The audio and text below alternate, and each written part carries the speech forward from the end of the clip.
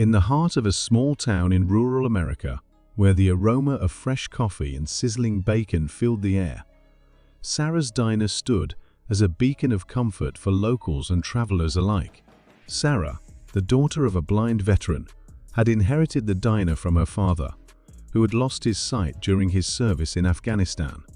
The diner wasn't just a business, it was a testament to her father's resilience and her family's unwavering spirit on a crisp autumn morning, as Sarah wiped down the counter and greeted her regular customers with her warm smile.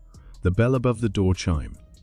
The cheerful atmosphere suddenly shifted as a group of rough-looking bikers sauntered in, their leather jackets adorned with patches that spoke of a life on the road. The other patrons fell silent, their eyes darting nervously between Sarah and the newcomers.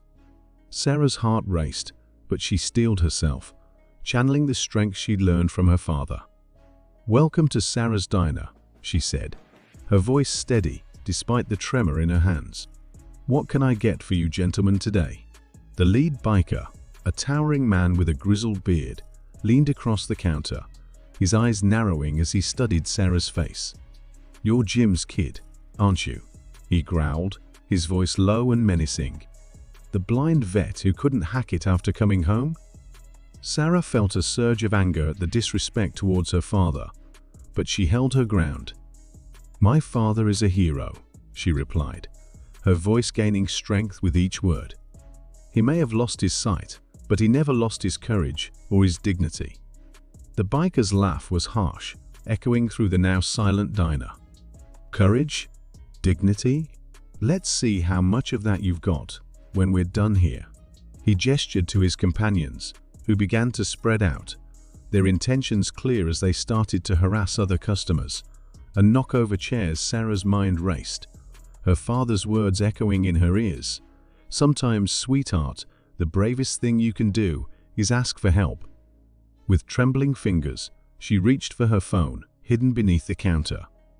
As the bikers continued their intimidation, she dialed a number she knew by heart. "Uncle Mike?" she whispered urgently. "It's Sarah. I need help at the diner. Now." The minutes that followed seemed to stretch into eternity. Sarah stood her ground, refusing to be cowed by the bikers' increasingly aggressive behavior. She thought of her father, of the stories he'd told her about the bonds forged in battle, about the unbreakable spirit of those who serve. Just as the situation was about to boil over, the roar of motorcycles filled the air outside. The door burst open, and a group of men and women strode in, their jackets bearing the insignia of the local Veterans Motorcycle Club. At their head was Mike, Sarah's father's best friend and fellow veteran. "Is there a problem here, gentlemen?" Mike's voice was calm, but his eyes were steel as he surveyed the scene. The lead biker turned, his bravado faltering as he recognized the newcomers. "This ain't your business, old man," he snarled, but the uncertainty in his voice was palpable. Mike stepped forward, his presence commanding respect. "When you disrespect one of our own, you make it our business. Jim might not be able to see, but he's got eyes and ears all over this town, and we take care of our own." The tension in the air was electric as the two groups faced off. But slowly, reluctantly, the troublemakers began to back down. They could see they were outnumbered, not just in bodies, but in the strength of the bond that united the veterans.